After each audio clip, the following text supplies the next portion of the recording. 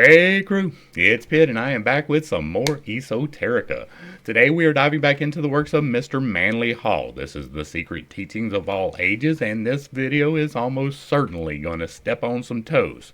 So, if you are unfamiliar with me, any of my unconventional beliefs, or if at any point in time you get lost in the sauce and do not understand what I am talking about, there are several playlists that will be linked up here that deal with quite a few different topics. This will be explained in the Unconventional Bible Study. And so, we're going to dive in and we're going to talk about the Kabbala, the secret doctrine of Israel. Let's go. Albert Pike, quoting from Transcendental Magics, thus sums up the importance of Kabbalism as the key to Masonic esotericism. One is filled with admiration on penetrating into the sanctuary of the Kabbala, at seeing a doctrine so logical, so simple, and at the same time, so absolute. The necessary union of ideas and signs, the consecration of the most fundamental realities by the primitive characters, the trinity of words, letters, and numbers, a philosophy simple as the alphabet, profound and infinite as the word. Theorems more complete and luminous than those of Pythagoras. Well, yeah, we missed all of his records. A theology summed up by counting on one's fingers. An infinite which can be held in the hollow of an infant's hand. 10 ciphers and 22 letters. A triangle, a square, and a circle. These are all the elements of the Kabbala. These are the elementary principles of the written word, reflection of that spoken word that created the world. And hold on, we'll do this part, and then we'll do it. Hebrew theology was divided into 3 distinct parts. The first was the law, the second was the soul of the law, and the third was the soul of the law. The law was taught to all the children of Israel. The Mishnah, or the soul of the law, was revealed to the rabbins and teachers. But the Kabbala, the soul of the law, was cunningly concealed, and only the highest initiates among the Jews were instructed in its secret principles. According to certain Jewish mystics, Moses ascended Mount Sinai 3 times, remaining in the presence of God 40 days each time. During the first 40 days, the tables of the written law were delivered to the prophet. During the second 40 days, he received the soul of the law, and during the last 40 days, God instructed him in the mysteries of the Kabbala, the soul of the law. Moses concealed in the first 4 books of the Pentateuch the secret instructions that God had given him, and for centuries, students of Kabbalism have sought therein the secret doctrine of Israel. As the spiritual nature of man is concealed in his physical body, so the unwritten law, the Mishnah, and the Kabbala is concealed within the written teachings of the Mosaic Code. Kabbala means the secret or hidden tradition, the unwritten law, and according to an early rabbi, it was delivered to man in order that, through the aid of its abstruse principles, he might learn to understand the mystery of both the universe about him and the universe within him. Okay, we are going to pause. I have only briefly studied the Kabbala, and there absolutely can be some wisdom in there that I have not discerned yet. I have not done an extensive study. I read through a book 1 time, so I'm not going to talk about that part right now. What I am going to talk about is the part that you're going to want to go back and check out the Unconventional Bible Study about, because I do not place any special credence into any particular race of people. That is, any particular race of people. A person can be chosen of God. A people, no. Because there are a myriad of people, and not all of them will comply, and therefore they cannot all be the choice of God. But beyond that point, everything contained in the first 5 books, well, not the first 5 books, because the first book you get some good information, and in the second book it starts getting a little bit screwy. Whenever you get into blood sacrifice, you're doing it wrong. When Moses went up that mountain, at least one of the times, there was a blood covenant involved. There was bleeding on the ear and on the foot and on the hand, and they sealed a compact in blood with an entity. That is something that is very well recorded, but they tell you that that entity was aligned with good, and here's the thing, it is not. You can be deceived by entities, and some of them will tell you that they are great, and they're not. So if they require you ever to sacrifice blood, if there is any energetic exchange of fluids in that manner, you are doing it wrong, and you are dealing with the wrong entity. That absolutely includes Israel. It absolutely includes Moses, it includes Aaron, it includes Isaiah, it includes all of them. I do not make any equivocations about that anymore. When I started the Bible study, I didn't feel that way, but by the time I ended it, I absolutely do. And so I cast shade on anything that comes from that. Anything that comes from that, because it is founded on sand. The foundations aren't even dug into the dirt. It is placed on top of the sand. It is washed away with every passing wind, because it tells you all through that book that there are two entities, or two alignments of entities anyway. One of them is asking for a blood sacrifice, and one of them condemns you every single time you try. Go back and read it. If you don't know what I'm talking about, I read it for you. You can go through and see exactly what I am talking about. As for going up the mountain 3 times, right? He was given the law and then the spirit of the law. No, he went up the mountain, and the people down there fooled God. God had no clue what they were going to do. Whenever Moses went up there for 40 years, he had no clue that they were going to build a golden altar or a golden calf. He had no clue that they were going to be performing rituals. God is stupefied so many times by what Israel does. He has no clue whatsoever. The omnipotent, omniscient God has no clue that Israel is going to do these things. He is completely struck stupid every single time it happens. Again, I do not lend a lot of credence to Israel, period. I don't put the emphasis that some people do on them controlling the world and having all the financial systems. There are bad people. Absolutely. There are good people. Absolutely. And none of them are exclusive to any particular group.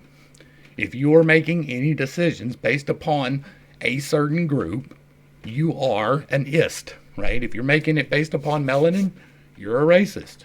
Doesn't matter if it's high or low counts. If you're basing it on genitals, you're a sexist. It just is what it is. If you are basing any of your decisions on arbitrary characteristics, you're doing it wrong. God does not choose people. God chooses a person. If you are walking in accordance with what God has laid out for you, then you are a chosen of God. But my kids aren't if they are not doing the same thing. My whole family is not if they are not doing the same thing. If they are not seeking God, then they are not God's chosen. Will He accept them if they turn their life around? That quick. But while they are out there doing it, that's not His chosen people. David, horrible. Abso-fucking-lutely horrible person. And if you don't know what I'm talking about, check out Kings and Chronicles. He was a tyrant. He was a bully. He was a murderer. He was an adulterer. He was completely unrepentant all the way up to his deathbed. He never repented for any of his sins. That's a problem. You gonna tell me God based the redemption of all of mankind behind that man? No, thank you. Solomon, Solomon was terrible. You don't know what I'm talking about? You should check out this Bible study.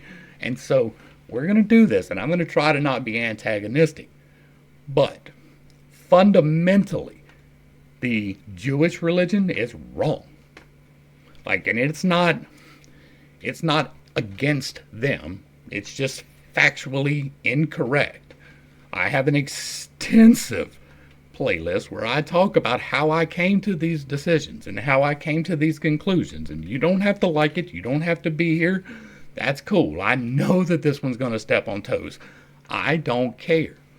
I am here to give you truth no matter how or who it pisses off. Let's get back into it.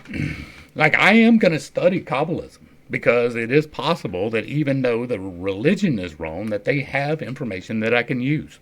I am going to check it out. I'm going to see what it's about. But I am not going to base anything that I go forward blindly on anything coming out of Israel. That's just not going to happen. The origin of Kabbalism is a legitimate subject for controversy. Early initiates of the Kabbalic mysteries believed that its principles were first taught by God to a school of his angels before the fall of man. The angels later communicated the secrets to Adam, so that through the knowledge gained from an understanding of its principles, fallen humanity might regain its lost estate. The angel Raziel was dispatched from heaven to instruct Adam in the mysteries of the Kabbala. Different angels were employed to initiate the succeeding patriarchs in this difficult science. Tophiel was the teacher of Shem, Raphael of Isaac, Metatron of Moses, and Michael of David. Why did they die? So if Tophiel was the teacher of Shem, right? Then why did you need Raphael to pop up for Isaac? Why did you need Metatron to pop up for Moses? Why did you need Michael to pop up for David? See Face of the World. Why could it not be Tophiel for all of them? Why would it not? Why would it not be the exact same angel for all of them? Christian D. Ginsburg has written, from Adam it passed over to Noah and then to Abraham, the friend of God, who emigrated with it from Egypt, where the patriarch was allowed a portion of this mysterious doctrine to ooze out. It was in this way that the Egyptians obtained some knowledge of it. Okay, we're gonna look at this too, right? It passed from Adam to Noah and then to Abraham, the friend of God, who emigrated with it to Egypt. Okay, that's interesting. Where he allowed a portion of the doctrine to ooze out into Egypt, because Egypt didn't have its own mystery religions. Egypt didn't have its own temples, its own actual way of doing these things that are claimed. But on top of that, it passed from Adam to Noah and then to Abraham. Then why did somebody have to come down and teach it to Shem? Shem is the son of Abraham. Did they not teach it to the other two? Did Japheth not get it? Did Ham not get it? Oh. It was this one specific group of people. They're the only ones, right? They're the only ones? I bet.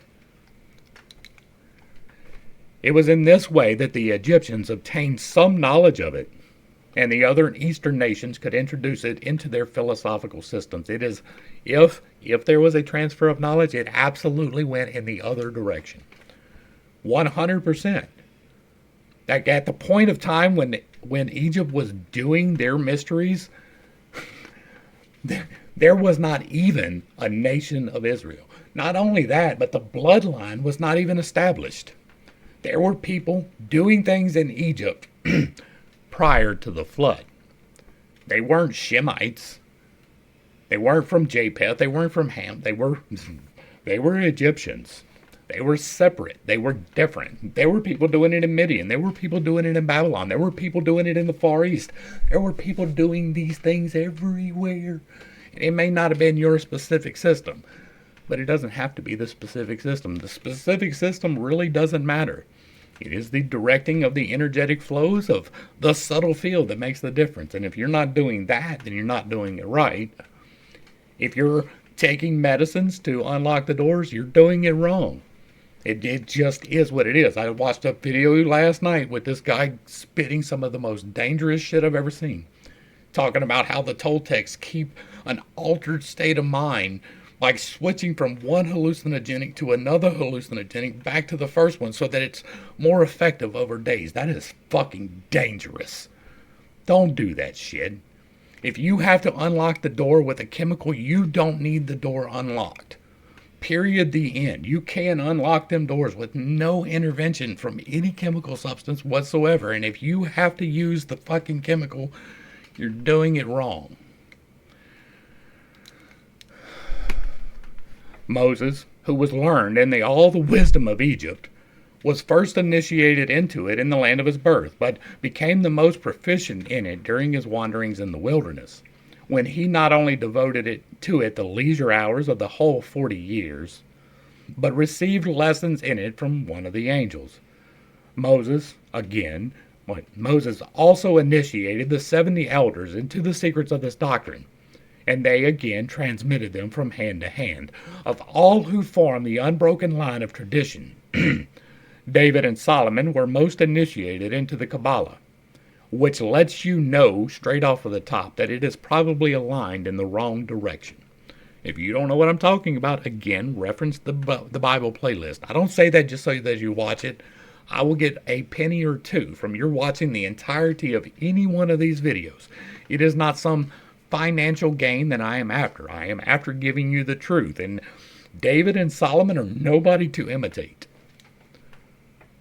According to Eliphas Levi, the three greatest books in Kabbalism are the Sefer Yetzirah, the Book of Formation, the Sefer Zohar, the Book of Splendor, and the Apocalypse, the Book of Revelation. Come on, bruh.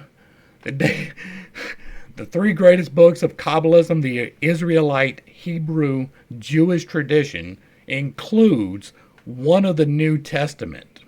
Okay, bet. The dates of writing these books are by no means thoroughly established. Kabbalists declare that the Sefer Yetzirah was written by Abraham, although it is by far the oldest of the Kabbalistic books.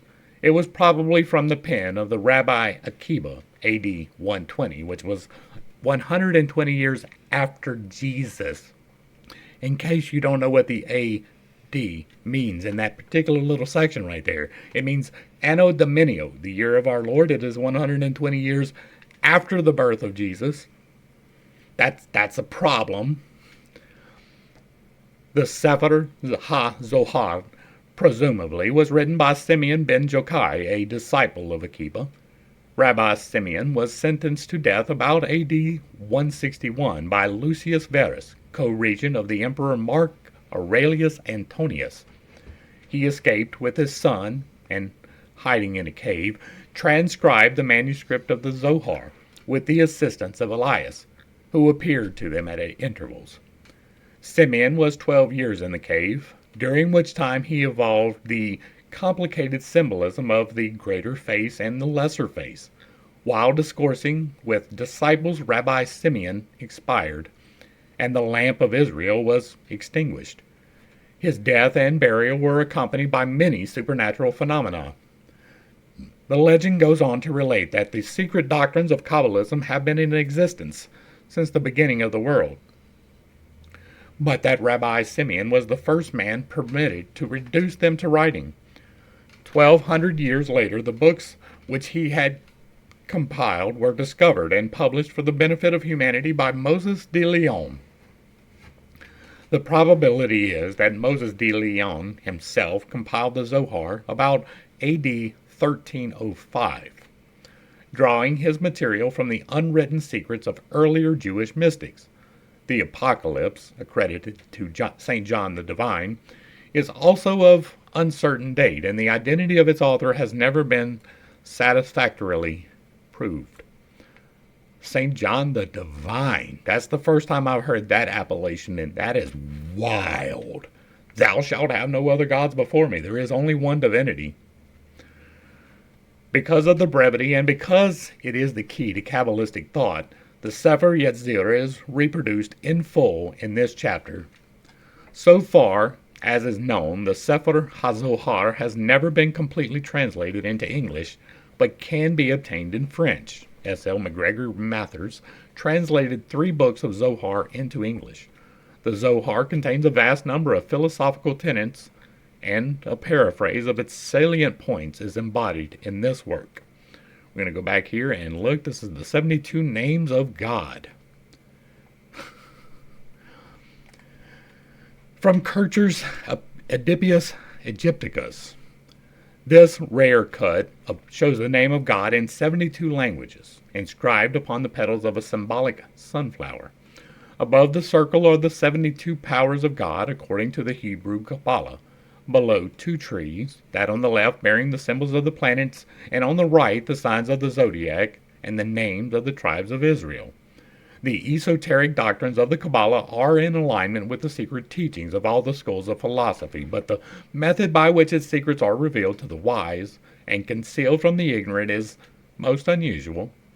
As the religious world interprets its scriptures with 20th century educational facilities, it becomes ever more apparent that the sacred books were not historical documents, but that the kings, sages, prophets, and saviors whom the Bible study students have revered for ages as once existing personalities are in reality only personified attributes of man himself.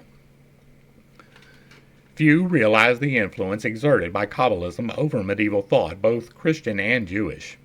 It taught that there existed within the sacred writings a hidden doctrine, which was the key to those writings. This is symbolized by the crossed keys upon the papal crest. Scores of learned minds began to search for these arcane truths, by which the race should be redeemed, and that their labor was not without its reward. Their subsequent writings have demonstrated. The theories of Kabbalism are inextricably interwoven with the tenets of alchemy, Hermeticism, Rosicrucianism, and Freemasonry. I wonder if that's a coincidence. The words Kabbalism and Hermeticism are now considered as synonymous terms covering all the arcana and esotericism of antiquity. No. The simple Kabbalism of the first centuries of the Christian era gradually evolved into an elaborate and theological system, which became so involved that it was next to impossible to comprehend its dogma. I have an entire playlist that is devoted strictly to Hermes Trismegistus. It is part of the ancient, or some of the videos are part of the ancient lore, so it's up there too. Feel free to go back and see what the Hermeticism is all about. It is nothing to do with Kabbalism. The Kabbalists divided the uses of their sacred science into, as a matter of fact, it predates Israel, sacred science into 5 sections. The natural Kabbala was used solely to assist the investigator in his study of nature's mysteries. The analogical Kabbala was formulated to exhibit the relationship which exists between all things in nature, and it revealed to the wise that all creatures and substances were one in essence, and that man, the little universe, was a replica in miniature of God, the great universe. The contemplative Kabbala was evolved for the purpose of revealing through the higher intellectual faculties the mysteries of the celestial spheres. By its aid, the abstract reasoning faculties cognize the measureless planes of infinity and learn to know the creatures existing within them. The astrological Kabbala instructed those who studied its lore in the power, magnitude, and actual substance of the sidereal bodies, and also revealed the mystical constitution of the planet itself. The fifth, or magical Kabbala, was studied by such as desired to gain control over the demons and subhuman intelligences of the invisible worlds. It was also highly valued as a method of healing the sick by talismans, amulets, charms, and invocations. And like we said, I believe it was just yesterday, all of these things hold no power by themselves. Not a single one of them can do anything without energetic investment. The Sefer Yetzirah, according to Adolf Frank, differs from other sacred books in that it does not explain the world and the phenomena of which it is the stage by leaning on the idea of God, or by setting itself up as the interpreter of the supreme will. This ancient work, rather, reveals God by estimating his manifold handiwork. In preparing the Sefer Yetzirah for the consideration of the reader, 5 separate English translations have been compared. The resulting form, while it embodies the salient features of each, is not a direct translation from any one Hebrew or Latin text. Although the purpose was to convey the spirit rather than the letter of the ancient document, there are no wide deviations from the original rendition. So far as known, the first translation of the Sefer Yetzirah into English was made by the Reverend Dr. Isidore Kalisch in 1877. See author Edward Waite. In this translation, the Hebrew text accompanies the English words. The work of Dr. Kalisch has been used as the foundation of the following interpretation, but material from other authorities has been incorporated, and many passages have been rewritten to simplify the general theme. At hand, also, was a manuscript copy in English of the Book of the Kabbalistic Art by Dr. John Pistor. The document is undated, but judging from the general type of the writing, the copy was made during the 18th century. The third volume used as a reference was the Sefer Yetzirah, written by the late Winston Westcott, Magus of the Rosicrucian Society of England. The fourth was the Sefer Yetzirah, or the Book of Creation, according to the translation in the Sacred Books and Early Literature of the East, edited by Professor Charles F. Horn. The fifth was a recent publication, the Book of Formation, by Knut Stenring, containing an introduction by author Edward Waite. At hand, also, were 4 other copies, 2 German, 1 Hebrew, and 1 Latin. Certain portions of the Sefer Yetzirah are considered older and more authentic than the rest, but the controversy regarding them is involved and non-productive, that it is useless to add further comment. The doubtful passages are therefore included in the document at the points where they would naturally fall. The Sefer Yetzirah, the Book of Formation, Chapter 1. Yah, the Lord of hosts, the living Elohim, King of the universe, omnipotent, the merciful and gracious God, supreme and extolled, dweller in the height, whose habitation is eternity, who is sublime and most holy, engraved his name and ordained, formed, and created the universe in 32 mysterious paths, stages of wisdom, science, by 3 Sephirim, namely numbers, letters, and sounds, which are, in him, one and the same. It is interesting to note that there are 32 mysterious paths, and in the MBTI system that I currently have formulated and use myself, there are also 32 options. Namely, the letters, numbers, letters, and sounds, which are in him one and the same. 10 Sephiroth, 10 properties from the Ineffable One, and 22 letters are the foundation of all things. Of these 22 letters, 3 are called mothers, 7 double, and 12 simple. I'm assuming that's a 7 and not sown. The 10 numbers, Sephiroth, out of nothing are analogous to the 10 fingers and 10 toes, 5 over against 5. In the center between them is the covenant with the one and only God. In the spiritual world, it is the covenant of the voice, the word, and the corporeal world, the circumcision of the flesh, the right of Abraham. 10 are the numbers of the Sephiroth out of nothing, 10, not 9, 10, not 11. Comprehend this great wisdom, understand this knowledge, and be wise. Inquire into the mystery and ponder it. Examine all things by means of the 10 Sephiroth. Restore the word to its creator and lead the creator back to his throne again. He is the only formator, and beside him there is no other. His attributes are 10 and are without limit. The 10 is a limit. The 10 ineffable Sephiroth have 10 infinitudes, which are as follows: the infinite beginning and the infinite end, the infinite good and the infinite evil, the infinite height and the infinite depth, the infinite east and the infinite west, and the infinite north and the infinite south. And over them is the Lord, superlatively one, the faithful King. He rules over all from his holy habitation for ages and ages. This is arbitrary. It is. It's arbitrary. I understand the definitions, but they are not necessarily related, and I don't believe that is correct. The appearance of the 10 spheres, Sephiroth, out of nothing is as a flash of lightning or a sparkling flame, and they are without beginning or end. The word of God is in them when they go forth and when they return. They run by his order like a whirlwind and prostrate themselves before his throne. The 10 Sephiroth have their end linked to their beginning, and their beginning linked to their end, conjoined as the flame is wedded to the live coal. For the Lord is superlatively one, and to him there is no second. Before one, what can you count? Concerning the number 10 of the spheres of existence, Sephiroth, out of nothing, seal up your lips and guard your heart as you consider them, and if your mouth opens for an utterance and your heart turns towards thought, control them, returning to silence. So it is written, and the living creatures ran and returned. I am willing to bet that that is out of context, and on this wise was the covenant made with us. These are the 10 emanations of number out of nothing. First, the spirit of the living Elohim, blessed and more than blessed be the living Elohim of all ages. His voice, his spirit, and his word are the Holy Spirit.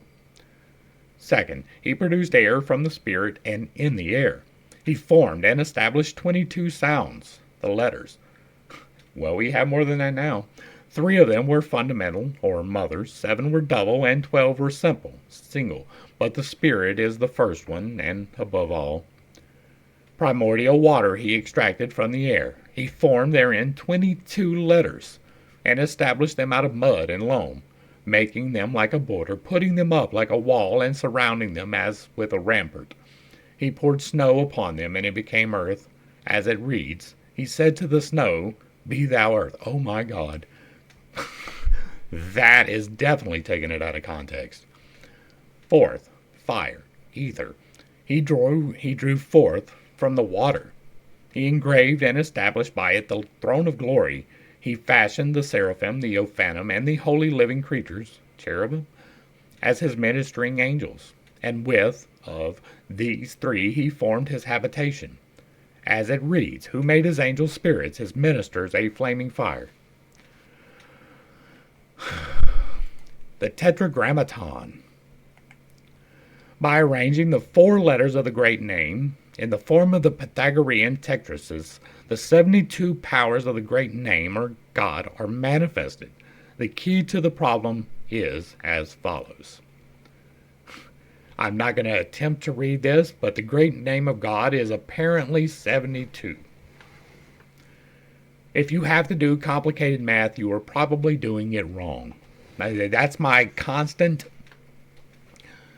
He selected 3 consonants, I, H, and V, from the simple ones, the secret belonging to the 3 mothers, or first elements, A, M, S, air, water, and fire, ether. He sealed them with his spirit and fashioned them into a great name, and with this sealed the universe in 6 directions. He turned towards the above and sealed the height with IHV. He turned towards the below and sealed the depth with HIV. He turned forward and sealed the east with VIH. He turned backwards and sealed the west with VHI. He turned to the right and sealed to the south with IVH, and he turned to the left and sealed the north with HVI. Note, this arrangement of the letters of the great name is according to the Reverend Dr. Isidore Kalschik. 10. These are the 10 ineffable existences out of nothing. From the spirit of the living God emanated air, from the air water, from the water fire, from the fire the height and the depth, the east and the west, the north and the south. All of that is pretty much just extrapolation, right? At best, self-insertion at worst. Chapter 2. There are 22 basic sounds and letters. 3 are the first elements, water, air, fire, fundamentals or mothers. 7 are double letters, and 12 are simple letters. The 3 fundamental letters have as their basis the balance. At one end of the scale are the virtues, and at the other vices, placed in equilibrium by the tongue. Well, there's not enough letters there. Of the fundamental letters, M is mute like water, Sh hissing like fire, A as a reconciling breath between them. So mash. The 22 basic letters, having been designed, appointed, and established by God, he combined, weighed, and exchanged them, each with the others, and formed by them all beings which are in existence, and all which will be formed in time to come.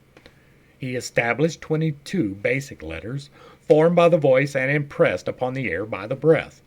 He set them to be audibly uttered in 5 different parts of the human mouth, namely, gutturals, palatals, linguals, and dentals, labials. He fixed the 22 basic letters in a ring, sphere, like a wall with 231 gates, and turned the sphere forward and backward. Turned forward, the sphere signified good, when reversed, evil. 3 letters may serve for an illustration. There is nothing better than O-N-G, pleasure, joy, and nothing worse than N-G-O, plague, sorrow. How was it all accomplished? He combined, weighed, and changed the A with all the other letters in succession, and all the other letters again with A, and again with B, and so with the whole series of letters. Hence it follows that there are 231 formations, or gates, through which the power of the letters go forth. Every creature in every language proceeded from one name, and the combination of its letters. He created a reality out of nothing. He called the non-entity into existence and hewed colossal pillars from intangible air. This has been shown by the example of combining the letter A with all the other letters and all the other letters with A. By speaking, he created every creature and every word by the power of one name. As an illustration, consider the 22 elementary substances from the primitive substance of A. The production of every creature from the 22 letters is proof that they are in the reality 22 parts of one living body. No, it's not. Like, that would just prove that you intended to show that, right? That's all. Chapter 3. The first 3 elements, the mother letters, resemble a balance, in one scale virtue and in the other vice, placed in equilibrium by the tongue. The 3 mothers enclose a great, wonderful, and unknown mystery, and are sealed by 6 wings, or elementary circles, namely, air, water, fire, each divided into an active and a passive power. The mothers gave birth to the fathers, the progenitors, and these gave birth to the generations. God appointed and established 3 mothers, combined, weighed, and exchanged them, forming by them 3 mothers in the universe, in the year, and in man, male and female. The 3 mothers in the universe are air, water, and fire. Heaven was created from the elementary fire, or ether, the earth, comprising sea and land, from the elementary water, and the atmospheric air from the elementary air, or spirit, which establishes the balance among them. Thus were all things produced. The 3 mothers produce in the year heat, coldness, and the temperate state. Heat was created from fire, coldness from water, and the temperate state from air, which equilibrates them. The 3 mothers produce in man, male and female, breast, abdomen, and head. The head was formed from the fire, the abdomen from the water, and the breast from air, which places them in equilibrium. And again, this is just no.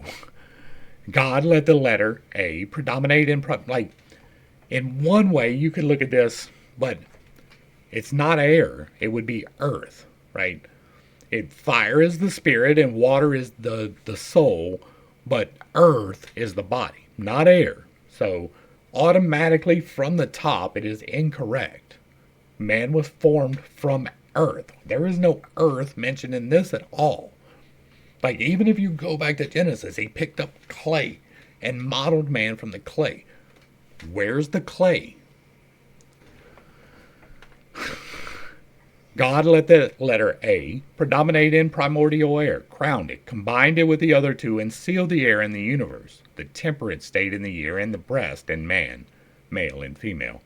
He let the letter M predominate in primordial water, crowned it, combined it with the other 2, and sealed the earth in the universe, including the land and the sea, coldness in the year, and the abdomen in man, male and female. He let the letter S, or sh, predominate in primordial fire, crowned it, and combined it with the other 2, and sealed heaven in the universe, heat in the year, and the head of man, male and female.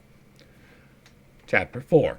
The 7 double letters, B, G, D, K, P, R, Th, have a duplicity of pronouns, 2 voices, aspirated and unaspirated, namely, they serve as a model of softness and hardness, strength and weakness.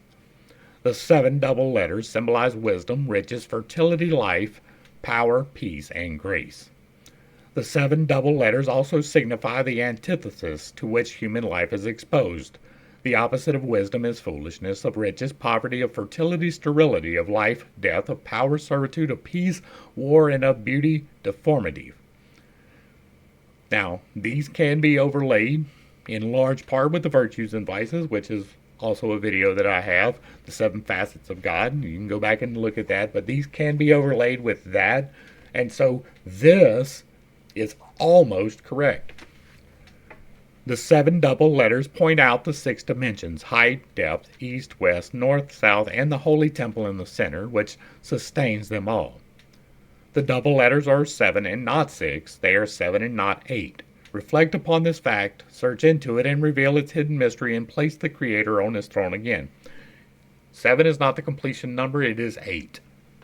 7 stops and then 8 begins again, so 8 is the begin again. Now, I can understand why it would not be included, but 8 is the actual number of creation, not 7. The 7 double letters, having been designed, established, purified, weighed, and exchanged by God, he formed them 7 planets in the universe, 7 days in the year, and 7 gateways of the senses in man, male and female. From these 7 he also produced 7 heavens, 7 earths, and 7 Sabbaths. Therefore he loved 7 more than any other number beneath his throne. I go into this in extensive detail. I really do. The fundamental harmonics of life will bring you through the 8 heavens, the 8 earths, and the 8 being the overarching foundation of reality, right? We have 8 individual pieces, but 8 is always the beginning of the next. So we have the core, the mantle, and the various parts of the earth. There were 7 of them, with 8 being the beginning of the new step. It is the same with the atmosphere. We have 7 with 8 being the next. So you have the 7 different layers of the atmosphere, and the 8th being space, which encompasses all of the 7. You have the 7 stages of the earth, with the 8th being water, which is the transitional point between earth and air. So there are 7, but it always includes the extra encompassing one of the new beginning pattern. So he did not love 7 more than any other number beneath his throne. He actually loves 8 more than any other number beneath his throne. And if you don't understand that, there are plenty of playlists that talk about it. But 1, 3, and 8 are the numbers of manifestation. They are the numbers of creation. The 1 is the one God. The 3 are the 3 different parts of you, the body, the soul, and the being. And the 8 are the 7 internal and 1 external chakras that you can use to manifest in your life. 8 is the foundation for actual practical application. We use 10 as a base for math and things like that, but computing is done in base 8. The screen that you are watching me on is done in base 8. There are a multitude of things that don't work with 10, but do with 8. 8 is the number of creation, not 7. That is one of the many things that they changed in the control system. The 7 planets in the universe are Saturn, Jupiter, Mars, Sun, Venus, Mercury, and Moon.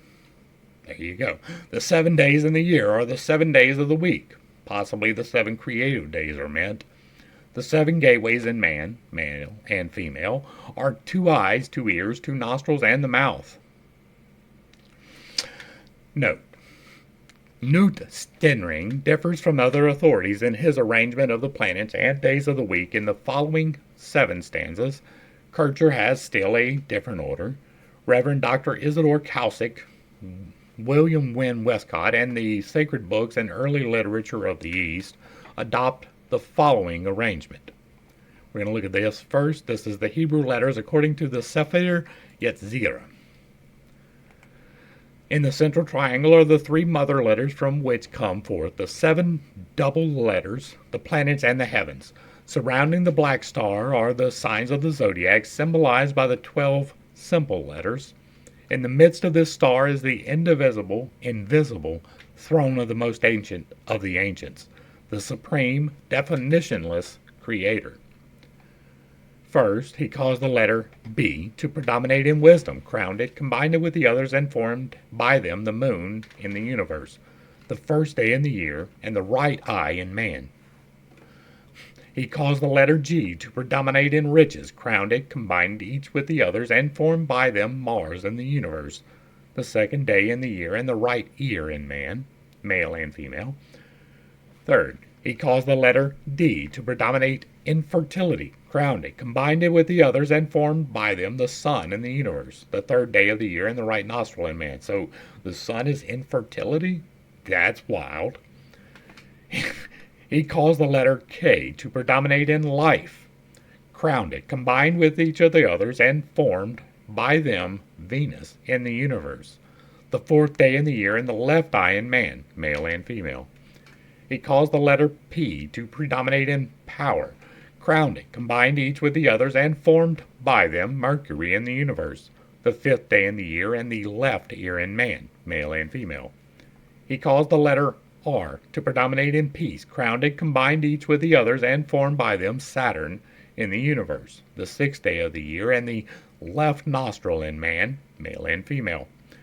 He caused the letter Th to predominate in grace, crowned it, combined each with the others, and formed by them Jupiter in the universe, the seventh day in the year, and the mouth of man, male and female.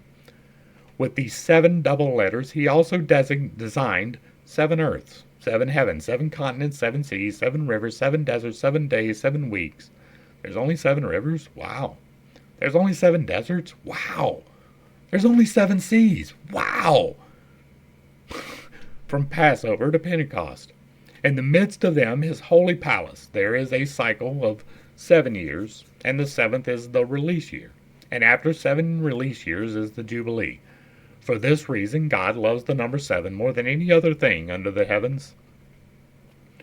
In this manner, God joined the 7 double letters together.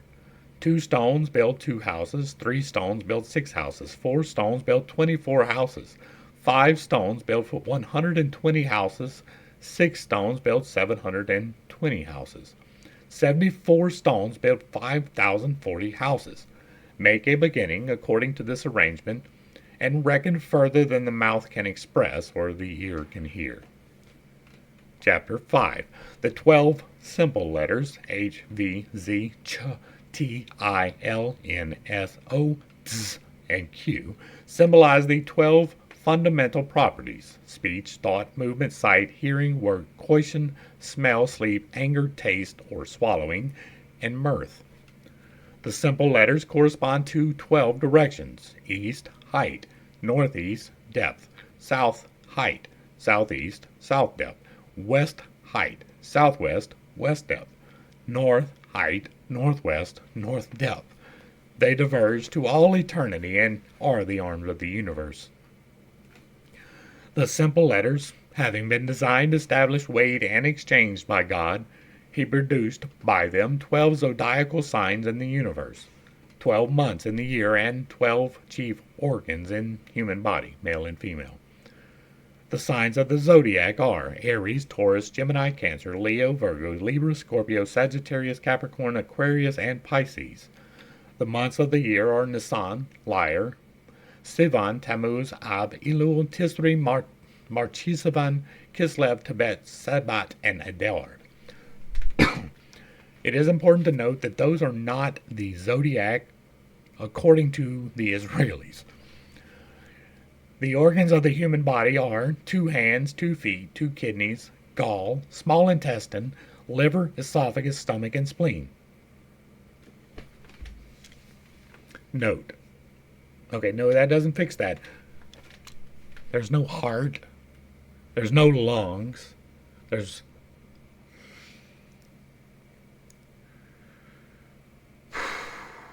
It's really annoying sometimes. Right? If you look at it with the glasses off, it is really wild. The heart would be fundamental, right? Before you got to the difference between the big and the small intestine, you would deal with the heart. Before you got to the spleen, you would deal with the heart. This is wild. Like, beyond wild, wild. Like, wild.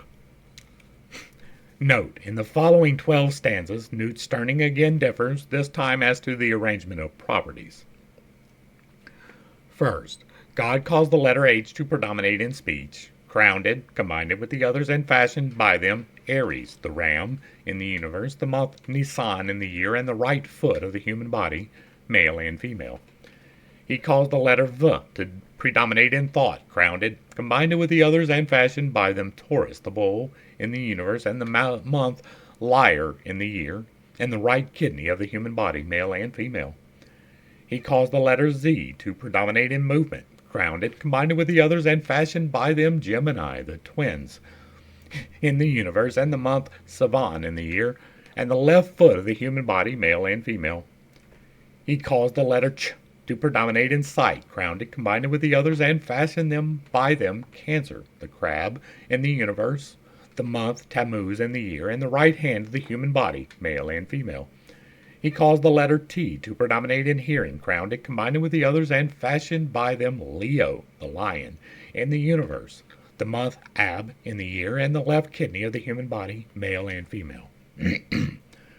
He caused the letter I to predominate in work, crowned it, combined it with the others, and fashioned by them Virgo, the virgin, in the universe, the month Elul in the year, and the left hand of the human body, male and female.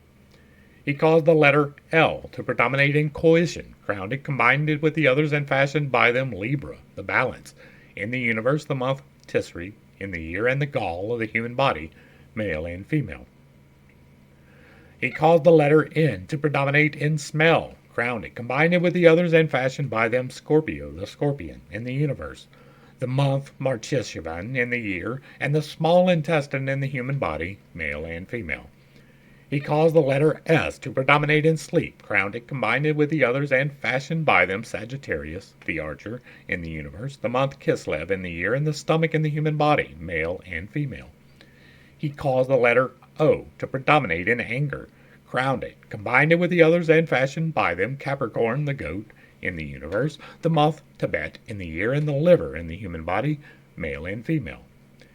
He caused the letter Z to predominate in taste, or swallowing, crowned it, combined it with the others, and fashioned by them Aquarius, the water bearer, in the universe, the month Sabbat in the year, and the esophagus in the human body, male and female. He caused the letter Q to predominate in mirth, crowned it, combined it with the others, and fashioned by them Pisces, the fishes, in the universe, the month Adar in the year, and the spleen in the human body, male and female. He made them as a conflict. He arranged them as provinces and drew them up like a wall. He armed them and set one against another as in warfare. The Elohim did likewise in the other spheres. Chapter 6. There are three mothers, or first elements, A, M, Sh, from which emanated the three fathers, progenitors, primordial air, water, and fire, from which issued the 7 planets, heavens, with their angels, and the 12 oblique points, zodiac. To prove this, there are 3 faithful witnesses, the universe, the year, and man. There are the 12, the balance, and the 7. Above is the dragon, below is the world, and lastly the heart of man, and in the midst is God, who regulates them all. The first elements are air, water, and fire. The fire is above, the water is below, and the breath of air establishes balance between them. The token is the fire carries the water. The letter M is mute, Sh is hissing like fire, and there is A among them, a breath of air which reconciles the two. The dragon, Tali, is in the universe like a king upon his throne. The celestial sphere is in the year like a king in his empire, and the heart is in the body of men like a king in warfare. God also set opposites against each other, the good and the evil against the good. Good proceeds from good, evil from evil. The good purifies the bad, and the bad the good. The good is reserved for the good, and the evil for the wicked. There are 3 which each stands by itself. 1 is in the affirmative, filled with good. 1 is in the negative, filled with evil, and the third equilibrates them. There are 7 divided, 3 against 3, and 1 in the midst of them, balance. The 12 stand in warfare, 3 produce love, and 3 hatred. 3 are life givers, and 3 are destroyers. The 3 that cause love are the heart and the 2 ears. The 3 that produce hatred are the liver, the gall, and the tongues. The 3 life givers are the 2 nostrils and the spleen. And the 3 destroyers are the mouth and the 2 lower openings of the body. Over all these rules God, the faithful King, from his holy habitation in all eternity. God is 1 above 3, and 3 above 7, or 8, 7 above 12, yet all are linked together. There are 22 letters by which the I Am, Yah, the Lord of hosts, almighty and eternal, designed and created by 3 Sephirim, numbers, letters, and sound, his universe, and formed by them all creatures, and all those things are yet to come. When the patriarch Abraham had comprehended the great truths, meditated upon them, and understood them perfectly, The Lord of the universe, the Tetragrammaton, appeared to him, called him his friend, kissed him upon the head, and made him a covenant. First, the covenant was between the 10 fingers of his hand, which is the covenant of the tongue, spiritual.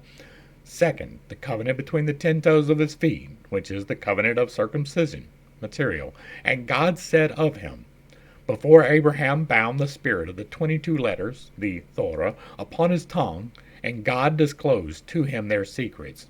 God permitted the letters to be immersed in water. He burned them in fire and imprinted them upon the winds.